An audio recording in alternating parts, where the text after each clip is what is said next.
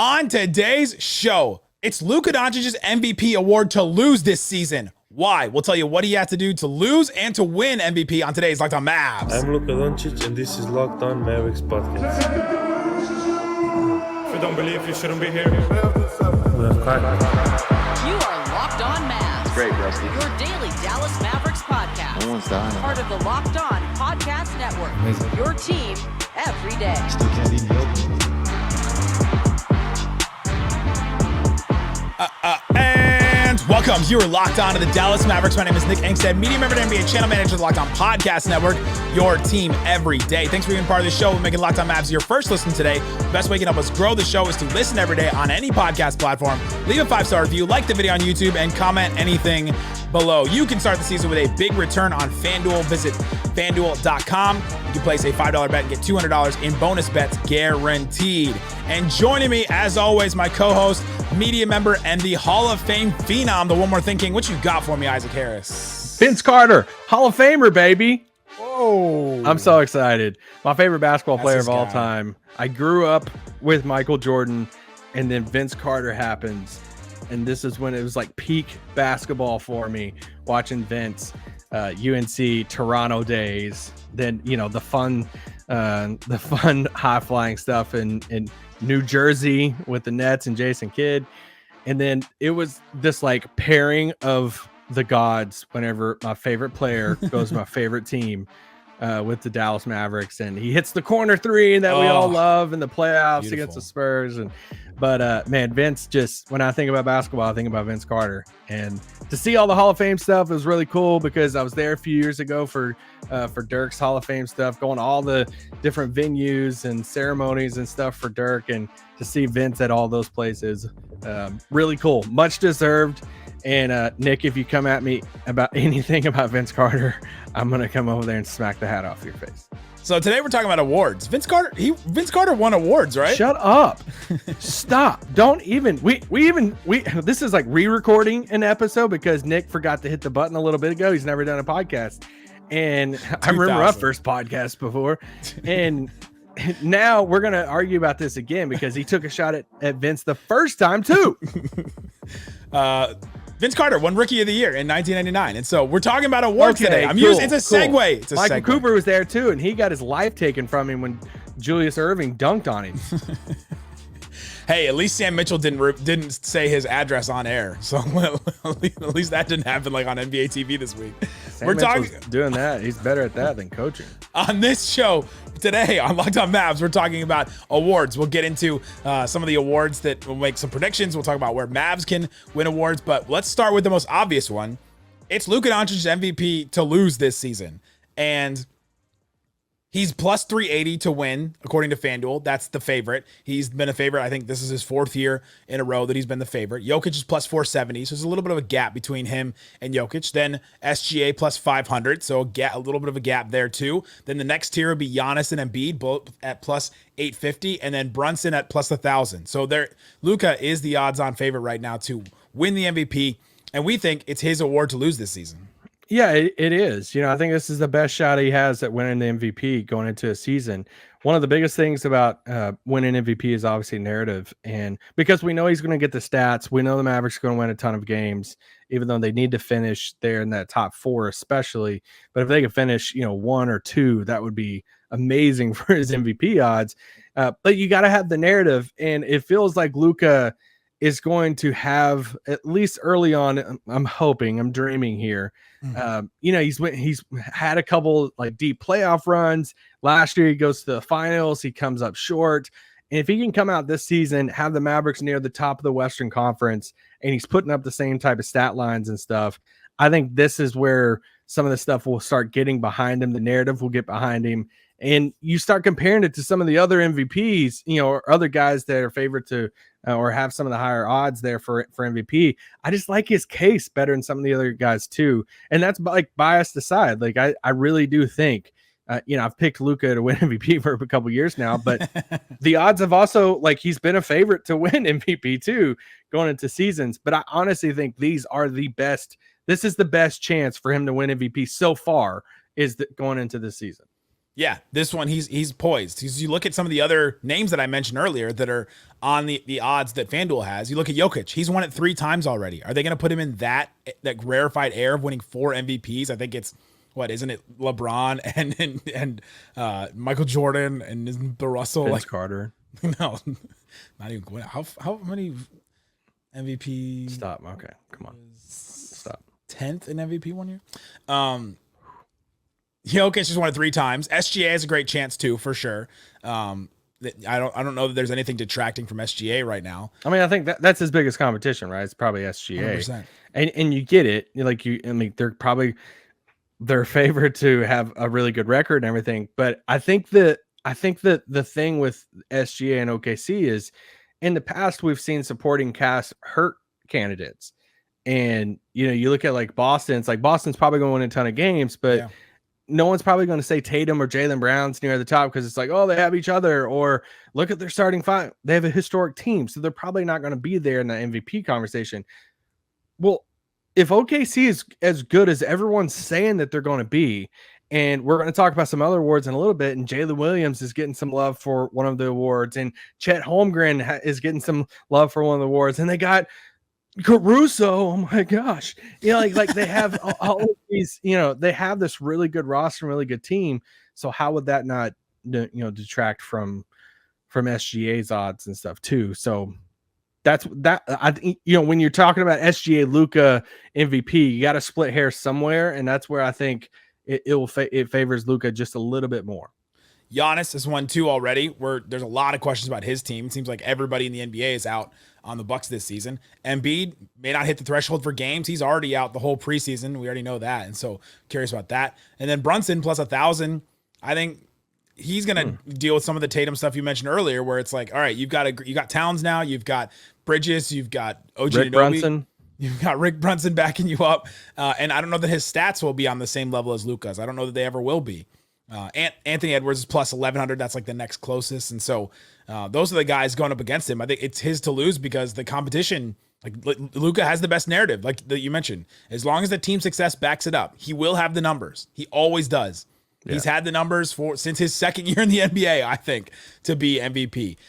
The one thing that I think could hold him back numbers wise is his shooting. Last year, he really, really took a step forward. He went from like a 35% 3-point shooter to a 38% 3-point shooter. That was a good step in the right direction. He went from, a free throw shooter that he was like, 73, 74% to 78%. That was a really good step in that direction as well. And those 2 numbers I think could be held against him. But we've seen MVPs win with not great 3-point and free throw percentage. I remember Giannis, Derrick Rose, like those guys didn't necessarily have the best percentages in that way. And then Jokic came along, and now all we care about is these advanced stats. And I think some people might be like, hey, well, you're not factoring in Dallas' supporting cast too. He has Kyrie and obviously, Klay joining the team and all this stuff. But also, like, look at where people are kind of pinning Dallas right now to finish in the West. I mean, we just talked about that. The GMs have them, 4th or 5th in the Western Conference. It's like these debate shows and national media and people, it's like, they're not even being like talked about for it's OKC, it's Minnesota, it's Denver's going to be back. What if, some of these other teams in the West? So it's like Phoenix, and it's like, all right, don't come at me with if we're halfway through the season and the Mavericks are 1 or 2 in the Western Conference. And then people are like, dude, look at their supporting cast. It's like, no. This has to mean something because they were not projected to finish 1 or 2 in the Western Conference. And if Luka's haven't put up these MVP numbers and he has the same team at 1 or 2 in the West, that has to mean something for Luka. You can't make it not mean anything then because, look at the cast then. That wasn't the projection. Last thing on the MVP for him. Slightly and I have been talking about this on some of our episodes.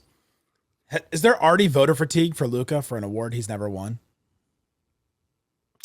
I don't know if voter fatigue is the right word. I think a narrative has already been shaped around him. Some of it is a lot to do with like how he's shaped it too. Like it's earned. Yeah. Yeah. Some of it has been earned. I do think some of it has been overblown too.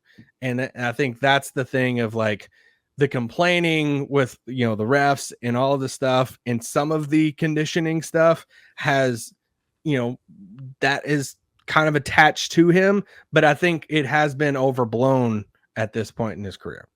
Yeah, those have been the detractors. And team success, right? Like 2 years ago, neither of us were sitting here saying he should win MVP for a team that didn't make the postseason, right? We're not whining and complaining about that, right? But a team that wins 50 games, steps up in the way that it did, dealt with all the injuries and the different lineups and stuff. I thought he should have come closer for MVP, at least been second last season, but he ends up coming in third. And then you look to some of the other years, and maybe he had the best case for some of those. You can go back, but this year we're both picking Luka to win MVP. I think that's pretty clear in our predictions. We're going to do that coming up. Who's next for an award? I think there's a case for sixth man for the Mavericks, and I'm going to try to make it. And one of these players is not even on the odds for FanDuel, but I'm going to make it. I think that's the next closest Maverick that's close to an award. If he gets the chance, we'll talk about that coming up. You don't believe you shouldn't be here? Today's episode of Locked On Mavs brought to you by FanDuel, which is great because we're talking about FanDuel this whole entire episode. FanDuel Sportsbook has all kinds of props and odds that you can use to get in on the action. NFL fans can start the season with a big return on FanDuel. It's America's #1 sportsbook. So when you get a hunch in the middle of a game, you can check out the latest stats, view live play-by-play, and so much more on the same page where you place your bets. So you'll get started with $200 in bonus bets guaranteed when you place your first $5 bet. Go check that out. See what they have available on FanDuel. Again, we just talked about MVP, Luka plus 380. Jokic plus 470, SGA plus 500. That's your top tier right there. Luka has a slight nod over Jokic. Then the next tier, Giannis and Embiid plus 850, Brunson plus 1,000, Anthony Edwards plus 1,100, and also Kyrie Irving on the list. You want to guess what Kyrie Irving's odds are to win MVP? plus 5,000. How about give me plus 50,000? Oh my gosh. How about that one? You'd be a very rich man if he wins MVP. So go check that out. That's one of those for like, we have to put him down there. He's there with Julius Randle, Karl Anthony Towns, James Harden, Mikal Bridges, Cade Cunningham. And you ready for this one? Yeah. LaMelo Ball. Go check out FanDuel and see what is available for you at FanDuel.com. Shut it down! Let's go home! Thanks everyone for hanging out with us on Locked On Mavs, being part of this show, part of the Raccoon Squad, listening every day. Go check out our YouTube channel. Go check out Locked On Mavs on Apple, Spotify, all that kind of stuff. Appreciate each and every one of you for checking out the show. We are here 5 days a week. We're doing this all throughout the season, all throughout the off season. We'll cover every single game, post game. And so stick with us all throughout the season. Bunch of different ways to make it better to become a Mavericks fan. So, hey, all right. keep talking. I got to take my shorts off. All right. I think that sound was not a good sound when you put it that way. Talking about MVP. We're doing award predictions. The next one that I think the Mavericks are the closest to, and it's funny that you mentioned giving him a chance because sixth man.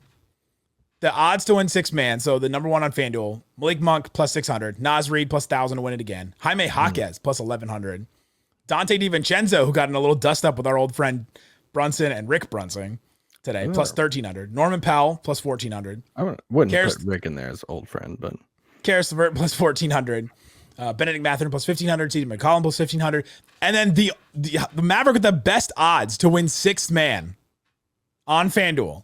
Plus 7,500 is Jaden Hardy. Give him a chance, baby. Give him a chance. That was surprising. It was like honestly surprising to me. I guess he's got a name. He played in the Ignite. He's like, a player that people know. Very high recruit coming out of high school. Like Dinwiddie was not on this list. Najee Marshall was not on this list. And then Daniel Gafford plus 15,000 on this list to win sixth man. Ooh. And I think that is really interesting because I think there's kind of a case for Daniel Gafford. He's going to destroy a bunch of these teams without centers. You saw him against the Jazz the other night. They have a center in Walker Kessler, but still, he was just anytime they put John Collins out there, he was just dominating. Yeah, and he went out there and he eats those teams alive. And I think that if there's enough games like that, and yeah, we know that Dereck Lively's going to play a bunch of minutes. We know that Lively's going to play, the majority of the minutes, and he's going to start and close and all that kind of stuff. But I think there's a case for Daniel Gafford. If he plays enough, give him 22 minutes a night, which still gives you Lively at 26 minutes, which sounds okay to me. I think Daniel Gafford can do enough damage to put himself in the conversation of the Naz Reid, Malik Monk, Jaime Jaquez's. Interesting. I do love his role coming off the bench this year. I just don't think it has enough for this award. It's a very stats heavy award. Yeah, it's super stats. You start looking at the past winners of this award. It's a really high points per game typically. That's why Naz Reid 13.5 last year. 13.5 points, 5 rebounds, almost a block, almost a steal, 1 assist.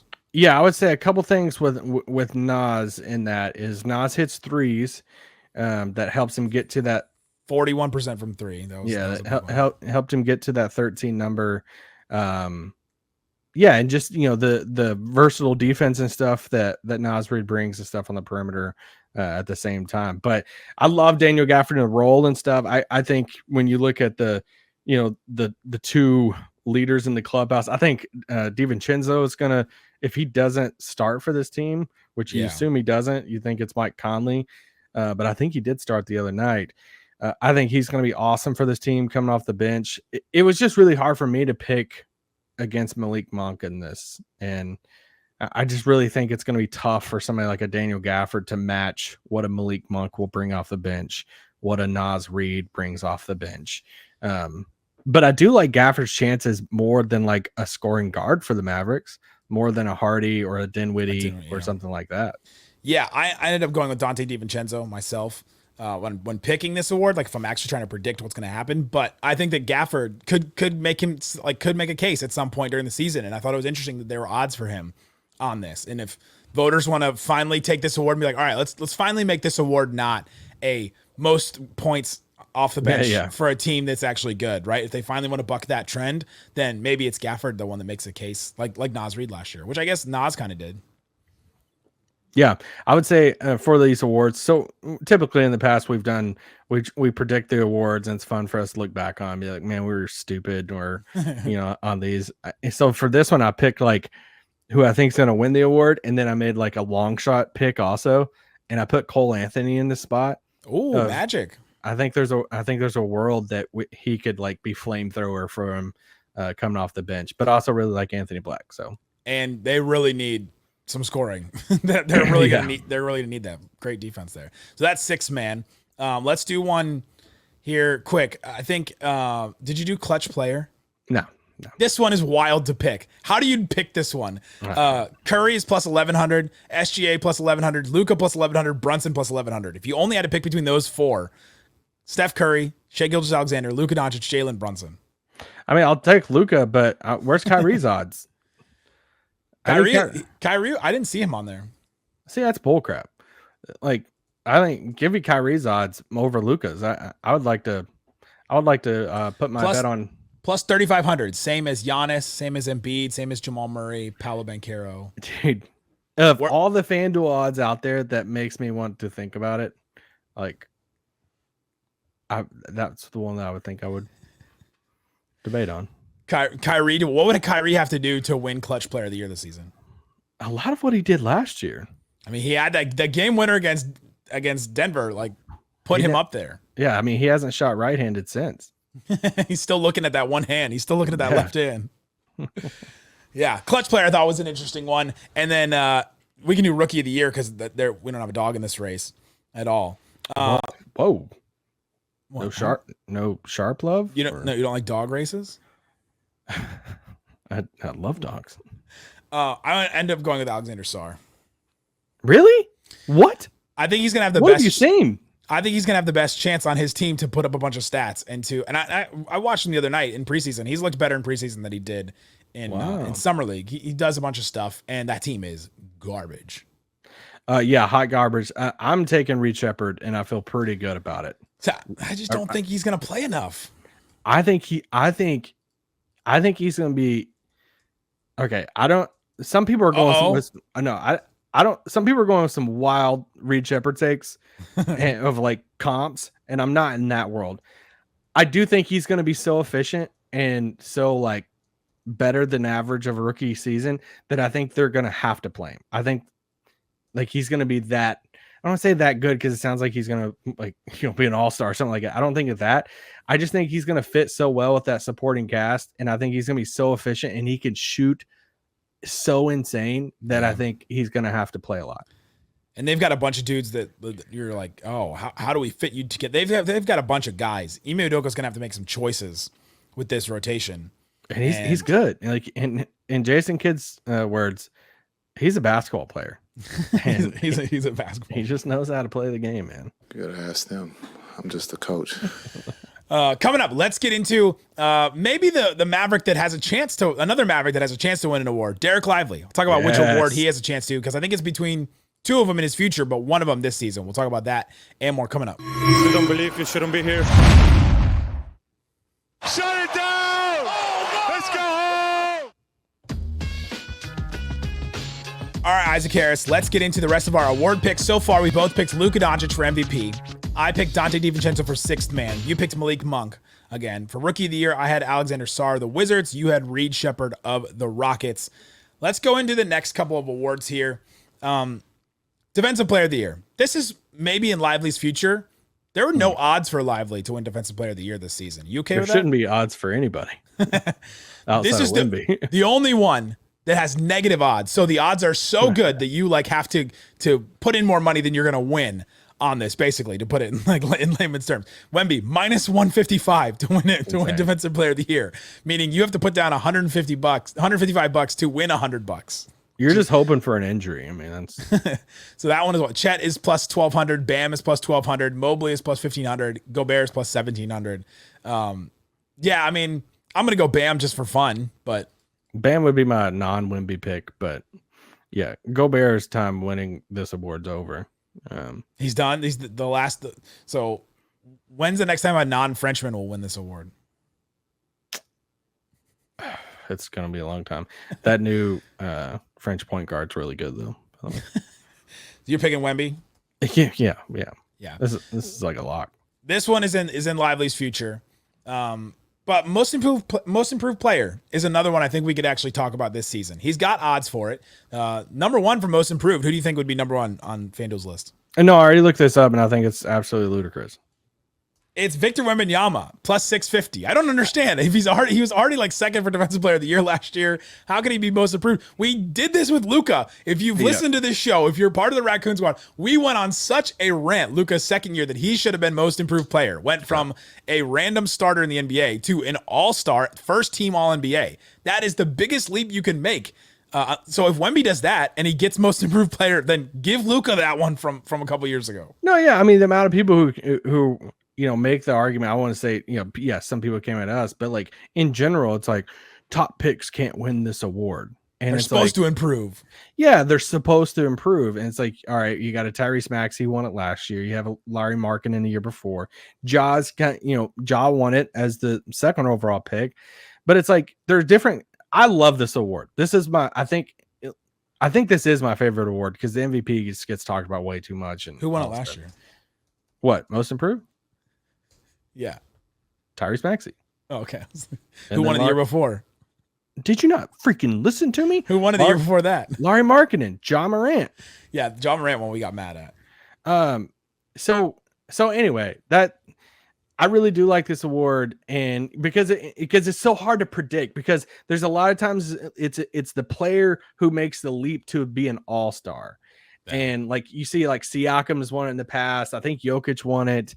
Paul George, Jimmy Butler. Yeah, so it's like they leap into that like kind of like star level, but it's not always like superstar level. It can be like Tyrese Maxey is good, but he leaped into that making his first all-star team, kind of like Larry Markkinen. You might laugh at this. I actually have Dereck Lively winning in this. Wow, he's my pick, and because I think he is going to be. Here's my case. I think the Mavericks going to win a ton of games. Okay. I always said that. Yep. I think they're going to win a ton of games. I think he's going to be the starting center, and he's going to be like, he's going to take the leap defensively also, and on the perimeter to where he's going to be switch. He's going to be considered one of the best like defending bigs in the entire NBA. And we're going to get all the pick and roll numbers that we're getting with Luka. And then if he just adds this, like if the 3-point shot happens, then cool. But I think he can still win it outside of that, because I think this is going to be the year that the whole NBA world wakes up to the like Dereck Lively propaganda. And one of my predictions is like, I think at the end of the season, we're talking about him and not Chet Holmgren as the next best young big after Wemby. And he's my pick. I think he leaps into that. Hey, I'm one of the best big men in the league conversation. Shut it down. Let's go home. I'm all for it. I didn't go there. If you think he's going to win, go to FanDuel right now, Isaac Harris. He is plus 10,000 to win. We live in Texas. Plus 10. Call your friends in Kentucky. Call somebody. Because plus 10,000 to win this award. That is really high. You can put down $100 and win 10,000 if he wins. What's Cade Cunningham's odds? I didn't have that one written down. He would be my pick outside of Lively. I think. To win most improved? Yeah, and see, this is a hard one because he was top overall pick. Plus 3,200. Under Franz Wagner, Scotty Barnes, RG Barrett, Brandon Pajemski. Wemby's the number one, then Kuminga, then Giddey, then Jalen Williams of the Thunder, Jalen Johnson of the Hawks. That's my pick. He's going to get a ton of opportunity. That Hawks team is not very good, very weird. I think he's going to get a ton of opportunity. He's a very good player, and so I'm going to go with him. Can we say it real quick? The is it Rishacher? Rishacher. Haha. Talk about being the blessing and the curse of being in Bronny James's class. That no one's going to talk about him. Yeah, the blessing of it is, hey, we're having, graphics and segments on TV for a second round pick that has like 2 steals in a game and has a plus minus of like minus 40 something in the preseason. But everybody's like, all right, cool, let's talk about our Bronny James thing. I'm like, dude, he's not good. But the curse of it is the curse of it is you're not getting any love as the number 1 overall pick. Yeah. When you're playing in the preseason, the blessing of it is if you suck, it kind of doesn't matter because everybody's going to be talking about freaking Bronny James. And I hope this kid is like good. And there's a world in which Atlanta is looking at it and saying, hey, this is cool. We kind of have some like 2 young wings in Jalen Johnson and Rishacher. And they would fit well together. Rishacher is plus 850 to win Rookie of the Year, same as Alex Sarr. Zach Edey plus 400, by the way. He's the favorite. I don't mind that either. I just I like Reed Shepard's more on that. But yeah, with most improved, okay. So you're going Dereck Lively. I think Jalen I think Jalen Williams will get a lot of love for this as the season goes along, and he's probably the right pick, I guess. I thought you may go with Mobley because I thought about it. Well, this is going to reflect in my other award. Because we went back to when we did the standings predictions for board bets. You have the Cavs at number 2, and I was like, oh, a Mobley leap would do a lot to get them to number 2, and I thought you'd maybe go Mobley there. And I thought about it, but I didn't have the Cavs high enough in mind to justify that.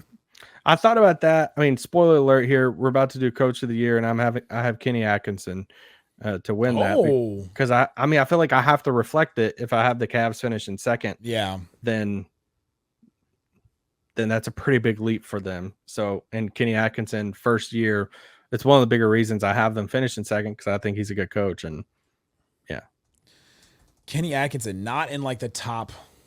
He is plus 2,000, same as Bud for the Suns. Under Greg Popovich, plus 1,700 for the Spurs. That would be an interesting one. I have Daigneault. He's not even like top 7 odds to win. Wow. It's Tibbs plus 700 for the Knicks. Ime Udoka for the Rockets plus 850. Joe Mazzulla plus 1,200 for the Celtics. Willie Green for the Pelicans plus 1,200. That one makes no sense to me. Listen, no, I don't.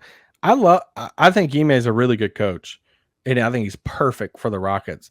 But for him to win this award, I mean, don't they have to finish like top 5? Yeah, they would have to do something crazy.